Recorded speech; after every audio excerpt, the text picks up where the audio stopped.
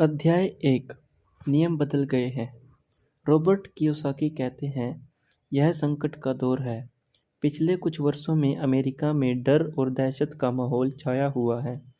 यह अखबारों की सुर्खियों, संचालक मंडल की बैठकों और डाइनिंग टेबल पर होने वाली बातों में साफ नजर आता है।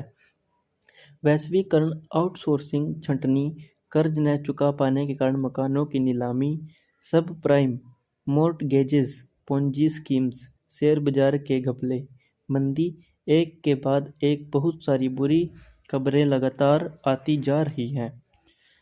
सन 2009 के शुरुआती महीनों में अमेरिका कंपनी हर महीने 2.5 लाख कर्मचारियों की छंटनी कर रही थी।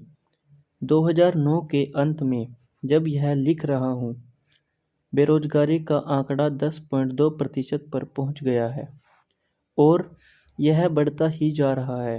अल्प रोजगार, जिसमें आपकी नौकरी तो नहीं छूटती है, लेकिन काम के घंटों और तनख्वाह में भारी कटौती कर दी जाती है, का हाल तो और भी बदतर है।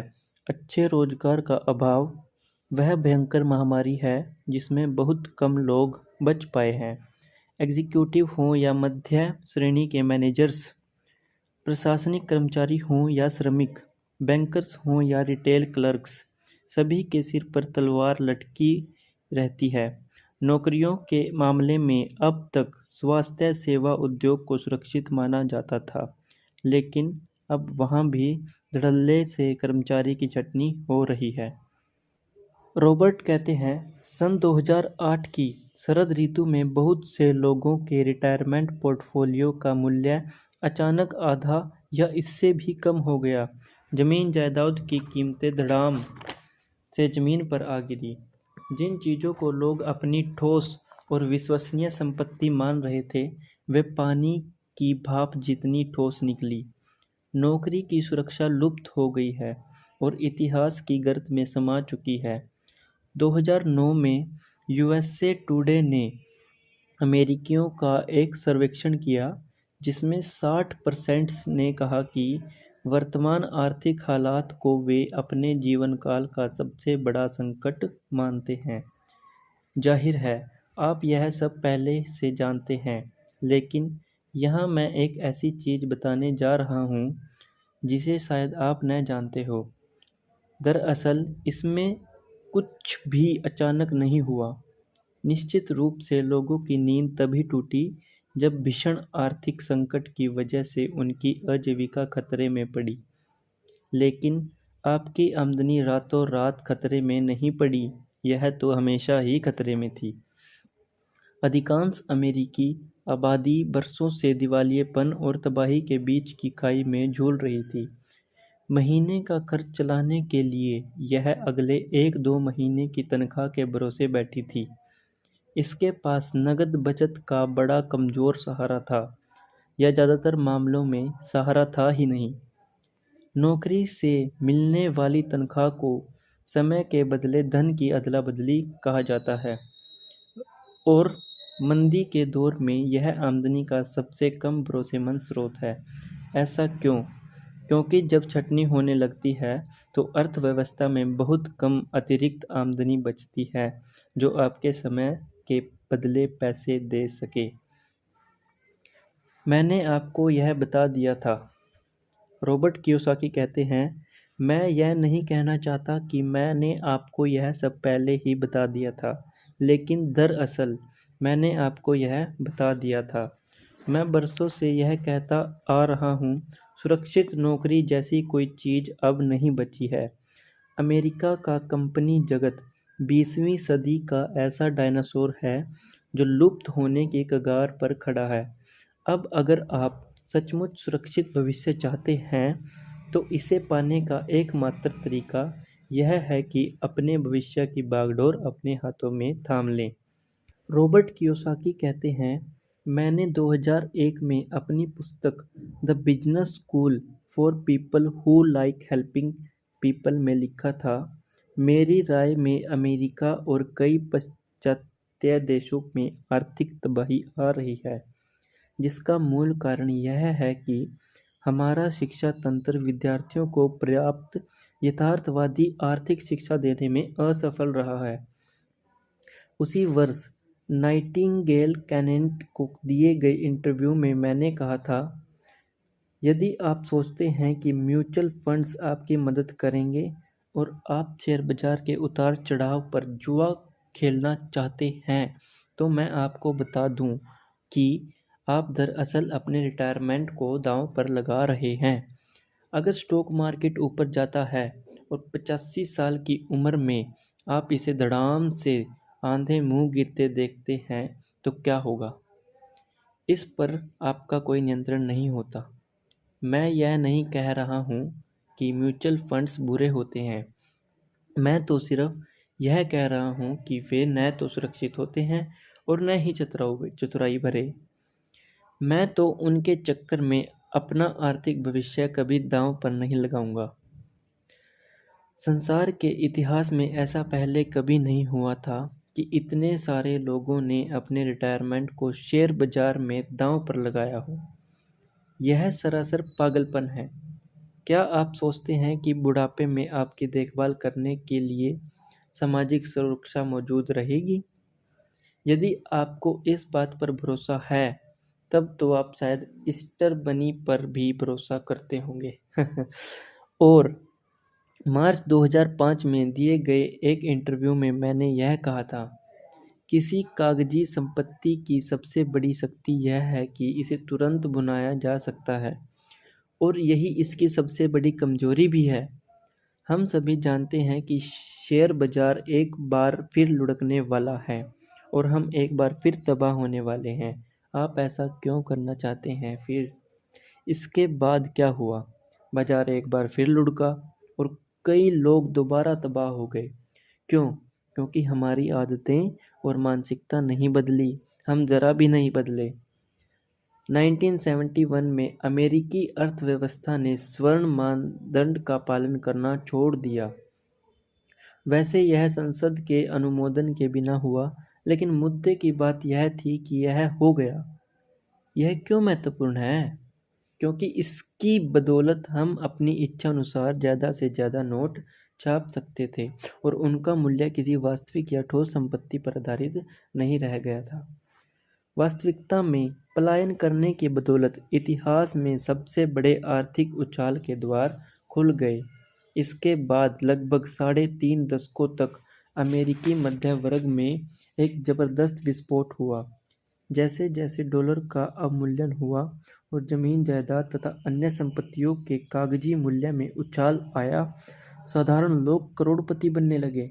अचानक कर्ज हर किसी को हर वक्त हर कहीं उपलब्ध होने लगा और क्रेडिट कार्ड कुछ उसी तरह पनपने लगे जिस तरह वसंत की बारिश में कुकुरमुतें उग जाते हैं। इन क्रेडिट कार्ड का कर्ज उतारने के लिए अमेरिकी अपने मकानों का इस्तेमाल एटीएम की तरह करने लगे। वे कर्ज लेते थे और उसे उतारने के लिए अपने मकान का दोबारा फाइनेंस करवा लेते थे। आखिर जमीन जायदाद का मूल्य हमेशा बढ़ता है ना? कतई नहीं। 2007 तक हम इस आर्थिक गुब्बारे में इतनी सारी गर्म हवा भर चुके थे कि वह इससे ज़्यादा हवा बर्दाश्त नहीं कर सकता था और फंतासी दोबारा धड़ाम से ज़मीन पर आ गिरी। ऐसा नहीं है कि सिर्फ लेहमन ब्रदर्स और बियर स्टर्न्स ही धराशायी हुए। करोड़ों अमेरिकियों ने अपनी रिटायरमेंट योजनाएं, पेंशन और नौकरियां गंवा दी। सन 1950 के दशक में जनरल मोटर्स अमेरिका का सबसे शक्तिशाली कॉरपोरेशन था। उस वक्त अखबार वालों ने जीएम के प्रेसिडेंट के कथन को एक उद्धरण में बदल दिया, जो दशकों तक लोकप्रिय रहा, जीएम जिधर जाएगा देश भी उधर जाएगा। देखें मित्रों, यह शायद अच्छी खबर नहीं है, क्योंकि 2009 में जीएम दिवालिया हो गया और उसी साल गर्मियों में कैलिफोर्निया राज्य नकद पैसों के बजाय आईओयू के जरिए अपने बिलों का भुगतान कर रहा था। हाल फिलहाल अमेरिका में अपने घर के स्वामी लोगों का प्रतिशत घट रहा है। कर्ज न पटाने के कारण बैंक जितने मकान नीलाम कर रहे हैं, उतने इतिहास में पहले कभी नहीं हुए। मध्य वर्गीय परिवारों की संख्या घटती जा रही है। ज़्यादातर लोगों के बचत खाते में कुछ भी नहीं बचता और जिनके पास है उनके खातों का आकार छोटा हो गया है, जबकि पारिवारिक कर्ज बढ़ता जा रहा है। गरीबी की रेखा के नीचे रहने लोगों की संख्या आधारित रूप से तेजी से बढ़ रही है। 65 वर्ष की उम्र के बाद काम करने वाले लोगों की संख्या भी बढ़ रही है। दिवालिया होने वाले लोगों की संख्या आसमान छू रही है और कई अमेरिकियों के पास रिटायर होने के लिए पर्याप्त पैसे नहीं हैं। वे उसके आसपास भी नहीं हैं। क्या इन तमाम बुरी खबरों पर आपका ध्यान गया है? यकीनन, और आप अकेले नहीं हैं। आखिरकार अमेरिकियों के नींद की मदहोशी में अलार्म का स्नूज़ बटन दबाना छोड़ दिया है। बेहतरीन है। अब आप जाग चुके हैं और आंखें खोलकर यह देख रहे हैं कि हालात अच्छे नहीं हैं। इसलिए आइए हम थोड़ी ज़्यादा गहराई नज़र डालकर देखें कि इसका वास्तव में क्या अर्थ है और आप इस बारे में क्या कर सकते हैं। यह एक नई सदी है। रॉबर्ट कियोसाकी कहते हैं, जब मैं बच्चा था तो मेरे माता पिता ने मुझे सफलता का वही फार्मूला सिखाया जो शायद आपको भी सिखाया गया होगा। स्कूल जाओ, मेहनत से पढ़ो, अच्छे ग्रेड लाओ ताकि तुम्हें सुरक्षित और ऊंची तनख्वाह तथा अन्य लाभों वाली नौकरी मिल सके। इसके बाद तुम्हारी कंपनी तुम्हारी परवाह करेगी। लेकिन यह औद्योगिक युग की सोच थी और आजकल हम औद्योगिक युग में नहीं रह रहे। आपकी कंपनी आपकी परवाह नहीं करेगी, सरकार आपकी परवाह नहीं करेगी, कोई भी आपकी परवाह नहीं करेगा। यह नई सदी है और इसमें नियम बदल गए हैं। रॉबर्ट कियोसाकी कहते हैं, मेरे माता पिता नौकरी की सुरक्षा, कंपनी की पेंशन, सामाजिक सुरक्षा और मेडिकेयर पर भरोसा करते थे। ये सभी घिसे पिटे और पुरातनपंथी विचार हैं जो गुजरे जमाने के अवशेष हैं। आज नौकरी की सुरक्षा किसी मजाक से कम नहीं रह गई। किसी एक कंपनी में जीवन भर नौकरी करने का विचार, जिसकी IBM ने अपने स्वर्णिम युग में पैरवी की थी, उतना ही पुरातन हो चुका है जितना टाइपराइटर। कई लोग अपनी रिटायरमेंट योजनाओं को सुरक्षित मानते थे। वे सोचते थे कि ब्लू चिप शेयरों और म्यूचुअल फंड्स पर आधारित इन योजनाओं में क्या गलत हो सकता था। लेकिन जैसा बाद में पता चला, इनमें सब कुछ गलत हो सकता था। पुराने ज़माने की ये बूढ़ी गायें अब दुधारू नहीं रह गई। इसका कारण सिर्फ इतना सा है कि वे सभी अब दकियानूसी हो चुकी हैं। पेंशन, नौकरी की सुरक्षा, रिटायरमेंट की सुरक्षा, ये सब औद्योगिक युग के विचार थे। आज हम सूचना युग में रह रहे हैं, इसलिए अब हमें सूचना युग के विचारों के हिसाब से सोचना की ज़रूरत है। सौभाग्य से लोग सुनना और सीखना शुरू कर रहे हैं। वैसे यह बड़े अफसोस की बात है कि हम कष्ट और विपत्ति के बाद ही सबक सीख पाते हैं। बाय द वे, राहत की बात यह है कि कम से कम अब लोग सबक सीख रहे हैं। जब भी हमारे सामने कोई बड़ा संकट आकर खड़ा होता है, जैसे शेयर बाजार में .com कंपनियों का क्रैश, 9/11 के विपरीत आर्थिक दुष्प्रभाव, 2008 की वित्तीय दहशत और 2009 की मंदी, तभी लोगों को यह एहसास होता है कि सुरक्षा के पुराने साधन अब उन्हें सुरक्षित नहीं रख पाएंगे। रॉबर्ट कियोसाकी कहते हैं, कंपनियों का मिथक अब खत्म हो चुका है। यदि आपने कंपनी में तरक्की की सीढ़ी पर चढ़ने में बरसों लगाए हैं, तो क्या आपने कभी ठहरकर इस बात पर गौर किया है कि आपको सामने कौन सा नज़ारा दिखता है? आप पूछते हैं, कौन सा नज़ारा? अपने आगे वाले व्यक्ति का पिछवाड़ा। आपको बस वही नज़र आता है। अगर आप अपने बाकी जीवन में भी यही नज़ारा देखना चाहते हैं, तो यह पुस्तक शायद आपके लिए नहीं है। लेकिन यदि आप किसी का पिछवाड़ा देखते देखते थक चुके हैं, तो आगे भी पढ़ते रहें और सुनते रहें। रॉबर्ट कियोसाकी कहते हैं, दोबारा मूर्ख ना बने। यह लिखते समय भी बेरोजगारी सुरसा की मुंह की तरह बढ़ती जा रही है। जब आप ये शब्द पढ़ रहे होंगे या सुन रहे होंगे, तब तक कौन जाने क्या हालात हो सकता है कि तब तक स्थिति बदल जाए। मूर्ख न बने। जब रोजगार उपलब्ध होने लगेंगे, जमीन जायदाद का मूल्य बढ़ने लगेगा और कर्ज दोबारा खुलकर मिलने लगेंगे, जो कभी न कभी अवश्य होगा, तो झूठी सुरक्षा के उसी पुराने प्रलोभन में न आए जिसकी वजह से आप और बाकी का संसार इस भंवर में फंसा था। 2008 की गर्मियों में गैस की कीमत $4 प्रति गैलन से अधिक थी। इस वजह से एसयूवी की बिक्री किसी चट्टान की तरह पानी में डूब गई और अचानक हर आदमी छोटी तथा हाइब्रिड कारों के गुण गाने लगा। लेकिन इसके बाद जो हुआ उस पर ज़रा गौर करें। 2009 में गैस की कीमत दोबारा $2 से नीचे आ गई और भगवान उनका भला करे, लोग दोबारा एसयूवी खरीदने लगे हैं।